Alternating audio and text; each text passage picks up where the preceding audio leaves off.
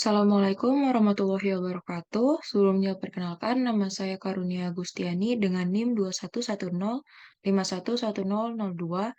Pada kesempatan kali ini saya akan mempresentasikan proposal yang telah saya susun berjudul Analisis Sentimen Kereta Cepat Jakarta-Bandung pada Twitter menggunakan algoritma klasifikasi Naive Bayes. Topik bahasan yang akan saya presentasikan pada kali ini, yang pertama itu ada pendahuluan yang meliputi latar belakang masalah, rumusan masalah, tujuan penelitian, serta manfaat penelitian. Yang selanjutnya ada tinjauan pustaka yang meliputi landasan teori dan juga penelitian terdahulu. Selanjutnya ada metodologi penelitian yang mencakup kerangka berpikir dan juga metode penelitian. Next. Selanjutnya untuk latar belakang, media sosial ini menjadi salah satu penghasil data internet terbesar, diiringi dengan berkembangnya teknologi informasi dan komunikasi, telah membuat media sosial menjadi bagian dari masyarakat. Nah, Twitter ini menjadi media sosial yang populer di golongan pengguna internet karena kesederhanaan dan juga kemudahannya dalam mengakses, serta pengguna Twitter itu dapat bebas untuk mengeluarkan pendapat.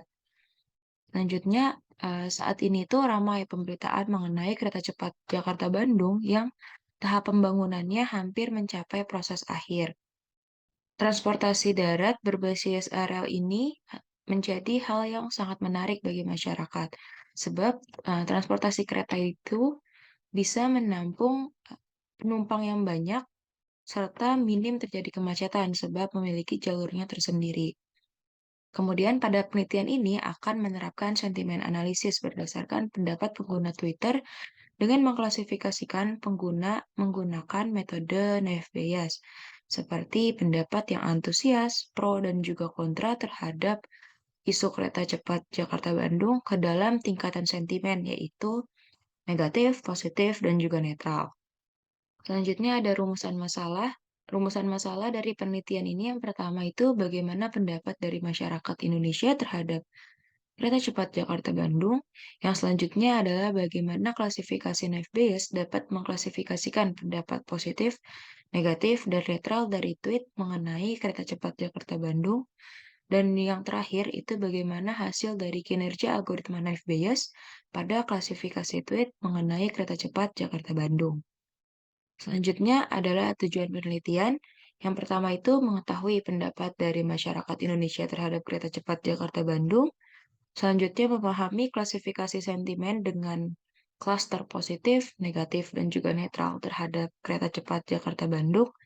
Dan yang terakhir itu mengetahui hasil dari kinerja klasifikasi sentimen dengan algoritma Naive Bayes dari tweet mengenai kereta cepat Jakarta-Bandung.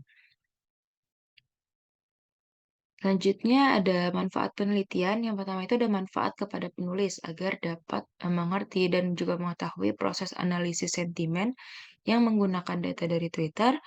Dan yang kedua itu manfaat kepada pembaca, yaitu sebagai media dalam melihat dan juga memahami sentimen yang terdapat pada kalimat. Dengan demikian, pembaca itu dapat mengetahui serta memahami suatu kalimat itu memiliki sifat sentimen positif, negatif, ataupun netral.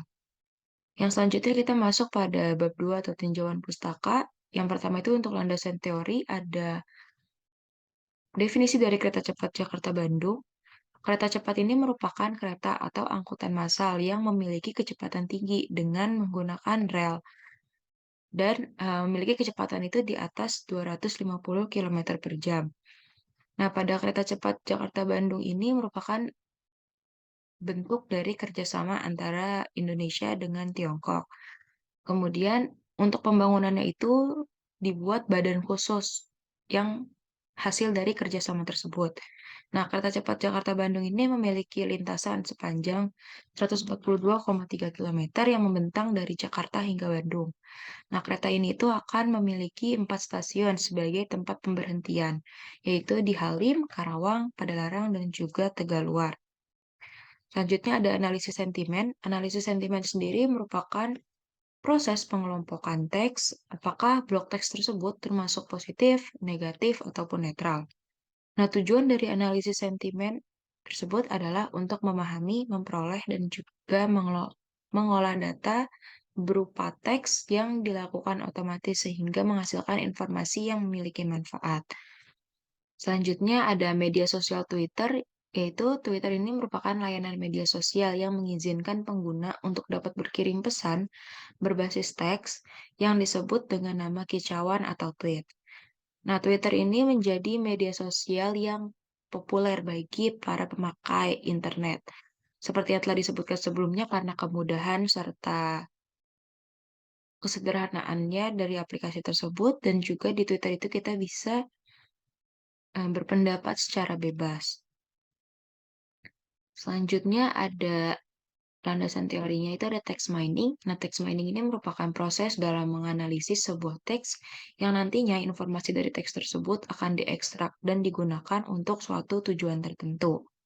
Yang selanjutnya ada data preprocessing, di mana data preprocessing itu merupakan teknik pada data mining untuk mentransformasikan atau merubah data agar data tersebut lebih mudah diolah atau dipahami. Nah, langkah data preprocessing ini dibutuhkan sebagai penyelesaian masalah seperti pada data yang redundan atau nilai data yang hilang, serta lain-lainnya. Selanjutnya ada naive Bayes classifier, yang mana naive Bayes classifier ini salah satu metode klasifikasi yang didasarkan pada teorema Bayes. Dalam klasifikasi naive Bayes sendiri digunakan teknik statistik dan juga metode probabilitas yang menghitung jumlah perbandingan dengan penjumlahan antara frekuensi dan juga nilai dari dataset yang pertama kali dipublikasikan oleh Thomas Bayes. Selanjutnya kita masuk pada metodologi penelitian. Yang pertama itu ada kerangka berpikir. Nah, kerangka atau alur dari penelitian ini yang pertama itu kita melakukan identifikasi masalah, selanjutnya kita melakukan studi literatur, selanjutnya melakukan pengumpulan data dari Twitter, selanjutnya ada pelabelan data, kemudian ada praproses data yang meliputi transform case, data cleaning, stop port removal, stemming, normalization, dan juga tokenization. Selanjutnya, setelah data diproses atau diproses, akan dilakukan klasifikasi naive Bayes. Selanjutnya, hasil klasifikasi tersebut akan dievaluasi dan kemudian akan divisualisasi. Untuk metode penelitian, yang pertama ini ada pada pengumpulan data. Nah, data untuk penelitian itu dikumpulkan dengan melakukan crawling data Twitter menggunakan application program interface atau API. Nah, data tweet yang dipilih dari pengguna Twitter adalah data yang memention atau menyebutkan tentang kereta cepat Jakarta-Bandung yang nantinya akan disimpan dalam bentuk file.csv. Selanjutnya ada pelabelan data. Untuk pelabelan data ini, data yang sudah dikumpulkan akan diberi label berupa positif untuk tweet yang bermuatan positif, negatif untuk tweet yang bermuatan negatif, dan juga netral untuk yang tidak termasuk pada kedua muatan tersebut. Yang nantinya itu akan digunakan keyword-keyword tertentu mana yang termasuk positif, negatif, ataupun netral. Selanjutnya ada praproses data. Pada tahap ini itu mempersiapkan data mentah untuk menjadi data yang dapat dilakukan analisis. Karena pada data mentah itu kan masih terdapat data yang belum, masih terdapat data yang tidak relevan atau tidak berhubungan dengan topik terkait sehingga harus dibersihkan. Nah, adapun tahapan yang dapat dilakukan pada pre-processing ini, antara lain yang pertama itu ada transform case, di mana pada kalimat tweet itu kita mengubah menjadi huruf kecil semua, kemudian dilakukan data cleaning, yaitu untuk membersihkan data dari mention, ataupun tautan, dan juga waktu dari posting tweet tersebut. Selanjutnya ada stop word removal, di mana dilakukan untuk menghapus kata yang tidak diperlukan, seperti kata sambung ataupun kata keterangan. Selanjutnya akan dilakukan stemming. Nah, stemming ini untuk mengubah kata agar menjadi kata dasar yang sesuai dengan kaidah bahasa Indonesia. Selanjutnya ada normalization. Dan yang terakhir itu ada tokenization, di mana tokenization ini berguna untuk memisahkan kalimat menjadi kata-kata tersendiri. Selanjutnya ada klasifikasi naive Bayes, di mana data yang telah diproses sebelumnya akan dilakukan untuk melakukan modeling data.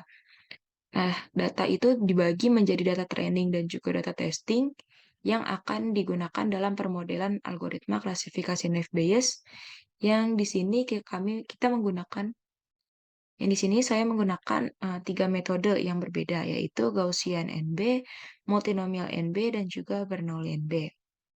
Selanjutnya, akan dicari nilai prediksi ataupun error dari masing-masing, metode NB yang telah disebutkan sebelumnya yang akan digunakan dalam proses evaluasi nanti.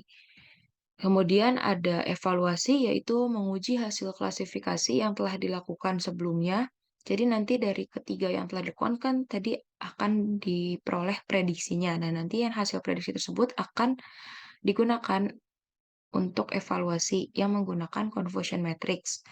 Dan nantinya akan memperoleh nilai akurasi, precision, recall, dan juga advanced score. Selanjutnya, yang terakhir ada visualisasi. Visualisasi data ini bertujuan agar hasil yang didapatkan dari penelitian lebih mudah dilihat oleh pembaca melalui tampilan diagram, tabel, ataupun grafik. Baik, yang terakhir ini ada daftar pustaka atau referensi yang saya gunakan dalam proses penyusunan proposal ini.